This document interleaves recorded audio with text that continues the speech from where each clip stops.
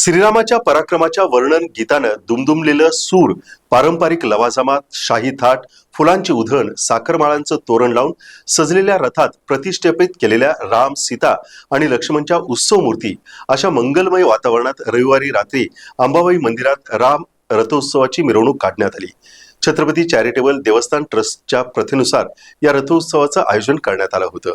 यावेळी खासदार शाहू महाराज, माजी खासदार संभाजीराजे, माजी आमदार मालोजीराजे, अंबाबाई भक्त मंडळाचे अध्यक्ष राजू मेवेकरी, ट्रस्टचे ॲडव्होकेट राजेंद्र चव्हाण, प्रणिल इंगळे, प्रसन्न मोहिते, प्रताप घोरपडे, शुभम शिरहट्टी, दीपक मेहतर आदींनी रथ ओढला।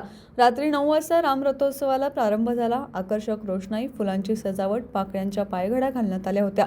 रथोत्सवाच्या मार्गावर रांगोळ्यांची नक्षीदार सजावट करण्यात आली होती। छत्रपती घराण्याच्या वतीनं रामाच्या रथाचं विधिवत पूजन करण्यात आलं। अंबाबाई मंदिरातून शाही लवाजम्याच्या थाटात या रथोत्सवाची नगर प्रदक्षिणा करण्यात आली।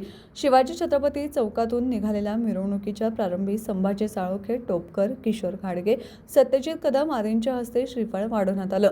हिंदू एकता आंदोलनाची मिरवणूक मिरजकर तिट्टी चौकातून निघाली। हिंदूराव शेळके, विजय जाधव, महेश जाधव, बाबा पार्टे, डॉक्टर अश्विनी माळकर आदी मान्यवर उपस्थित होते। पोलिसांच्या वतीनं सर्वत्र बंदोबस्त ठेवण्यात आला होता। चौकात पुष्पवृष्टी करून या दोन्ही मिरवणुकीचं स्वागत करण्यात आलं।